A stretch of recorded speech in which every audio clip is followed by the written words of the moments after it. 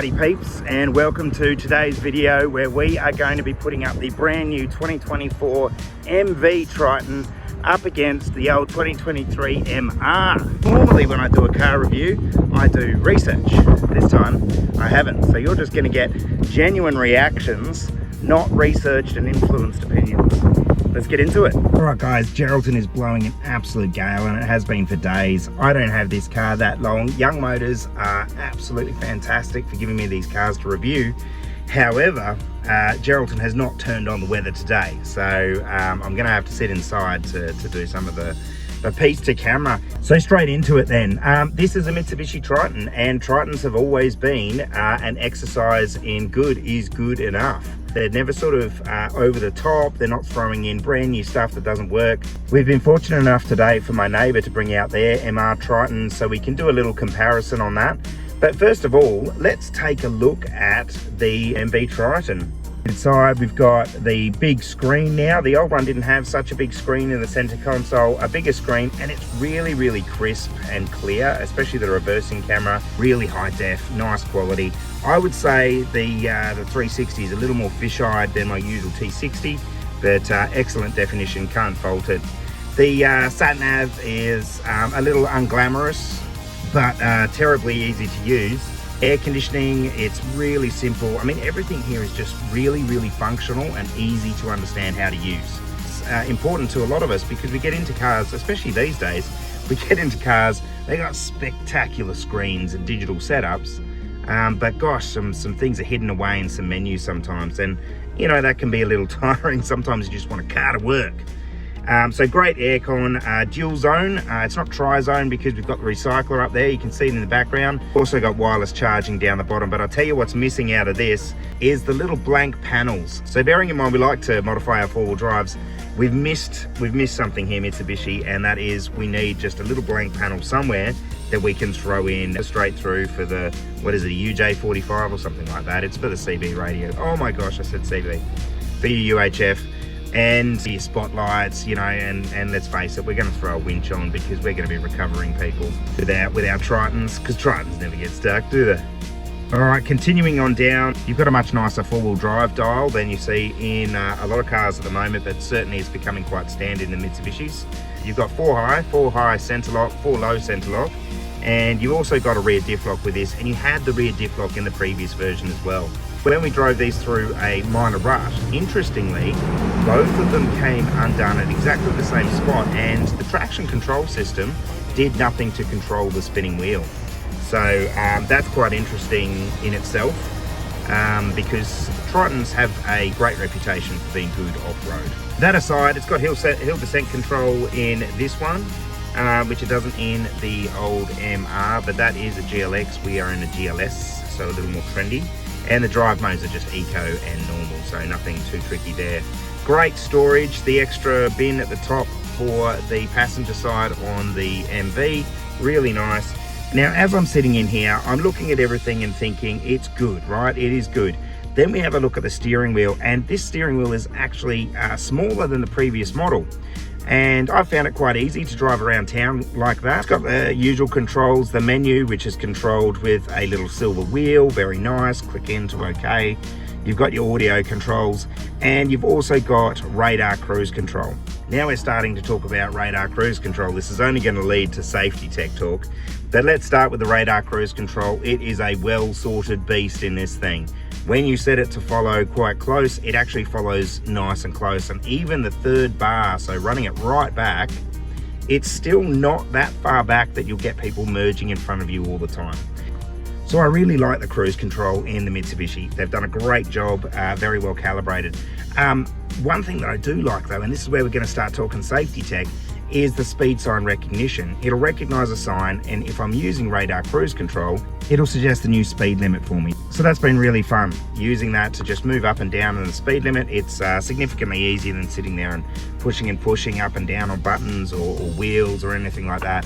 It makes a suggestion, do you want to go to 60 from 50, or do you want to go to 90 from 70? And you just hit up and it'll go up. If you're coming down, so if I'm coming from a 90 into a 60, it'll say, do you want to go down? You hit down, it'll drop you down to 60. Thing of beauty. Now let's start talking about the exterior of these cars. and the MV certainly has presence from the front. Massive grille, really high LED running lights, and you know, the angle, it looks really nice actually. I like the look. The headlights for me are a touch lower than probably they should be. Having low lights in the T60, I can certainly complain about the availability of good-looking bull bars. You know, you can see on the MR that the bull bar cuts up nice and high, but gives you lots of protection and doesn't interfere with the lights. Where a bull bar for the MV is going to be a little lower. I wish car designers would stop doing this. My gripe about lights aside, it is a really good, mean-looking front. Side view, you know, both of them, they're both just going to look like dual cab utes. I don't know any dual cab ute from the side that makes you go, wow, I think that's incredible. Maybe the BYD or the Kia Tasman, they might make you go, wow, what a box. But aside from that, I don't think anyone gets excited about the side view of a dual cab. Round the back, really big lights, and look, I'm not opposed to massive lights at the back. I like the new LEDs in the Triton. I think they look really nice. The back ends look very similar. We've still got the brake light in the tailgate, which is really Mitsubishi at the moment. It's a great style from them. I like it. I think it looks good. And a massive back window. Now, just quickly on the back window, it's slightly ironic because the mirror is actually really, really small. So massive back window, smaller mirror. And as you can see just behind me now, huge headrest, right? I'm not pointing at a boil on my neck. That's a headrest. Yeah, I'd probably pop that out unless you've got, you know, three tradies in the back, probably apprentices. You're probably not going to fit a 6'2" tradie in there. It's a little tight in my seating position. I'm half a ton and 6'1", so I sit further back in the car. Yeah, certainly you can fit some younger apprentices in the back. Just the middle guy is going to need to move that if you really want to see out there. But let's face it, lots of guys are going to throw canopies on the back, even fiberglass or full canopy and tray. So you're not going to see out the back anyway. Well, let's talk about the tubs. So there's slight design differences between the two of them. Capacities are pretty much the same. There's a little difference in the way the tub liners enter. The tub liner in the new one is in with the mount points bolted to it, or through it I should say, where the previous model had a very similar design liner, but holes so that it would just sit over the loops. And what that means is water and sort of leaves and stuff can fall in the back there. And then a few little differences around the edges of the tub. So we don't have any sort of cutaways or slideaways. It's just a standard tub now. That's probably going to open up the MV to a lot more universal modifications or accessories for the tubs. All right, let's talk about how these things drive. And we aren't going to do too much four-wheel driving today. This is a new car. You can buy this car. Did you know it's $53,990 plus on-road costs? We're not going to be four-wheel driving this one too much today. We've had a drive in both of them, and straight away Mitsubishi have done a great job of sound deadening. So it is a quiet drive. The D-Max is louder, the T60 is louder. I haven't driven GWM Canon yet. I'm hoping to, but the Canon Alpha maybe, or the Canon XSR. I'd have to drive an XSR off-road. That's probably not going to happen either. Maybe a Y62 Warrior. Yeah, that should, anyway, I'm off track. All right, let's talk about the difference in drive between the old model 2023 and the 2024. Straight away, there's just a little bit more go in the 2024 MV.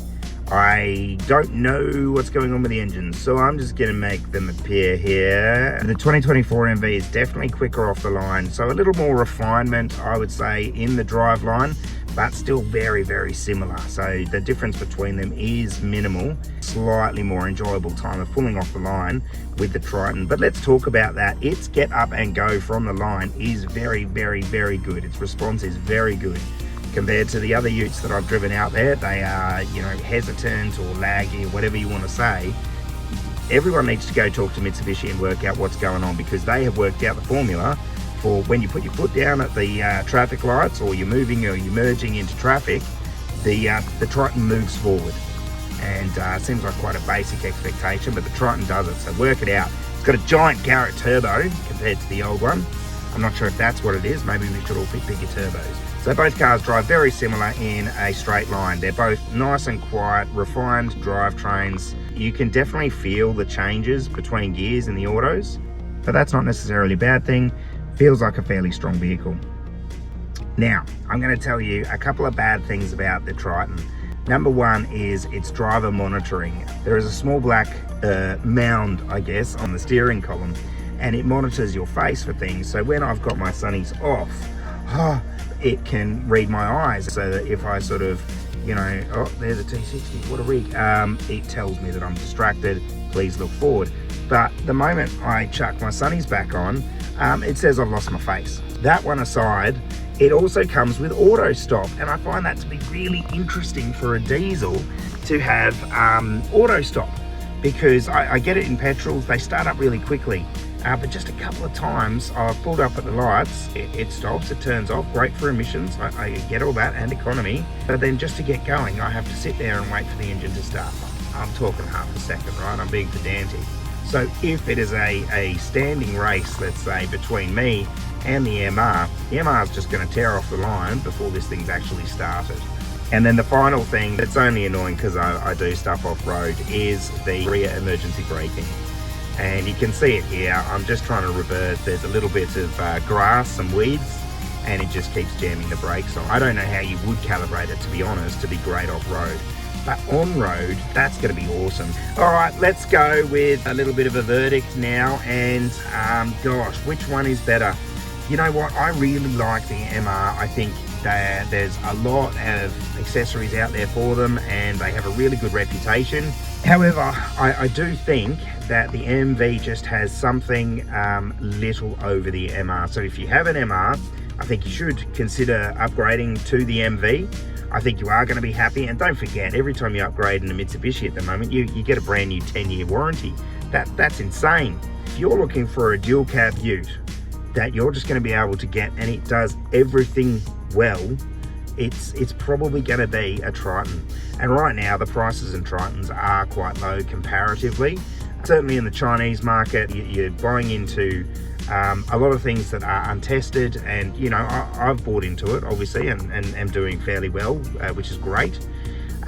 But it will be really interesting to see how they go. They don't have legacy. The Chinese vehicles don't have legacy. The JAC, the BYD, the LDV, the GWM. I guess they give out business names with 3 letters in China. When you get into a Mitsubishi Triton, you have legacy. You know you're going to be able to pull up in the middle of nowhere and someone will go, Triton, I can fix that.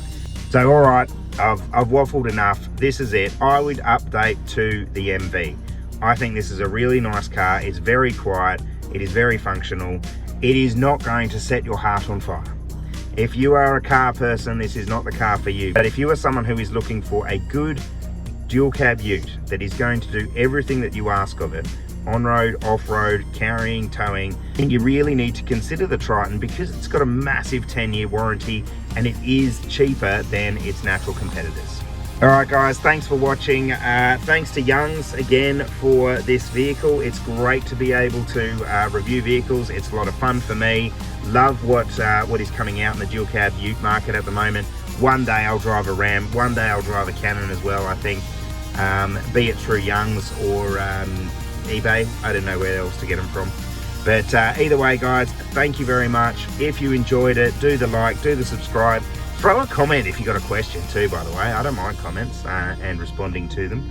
Other than that, have a great day. At this point, some of you who are eagle-eyed might have noticed this car is $53,990 plus on-road costs. That's right, it's $53,990 plus on-road costs. I don't know if I've mentioned this, but it's $53,999. It's $53,990 plus on-road costs.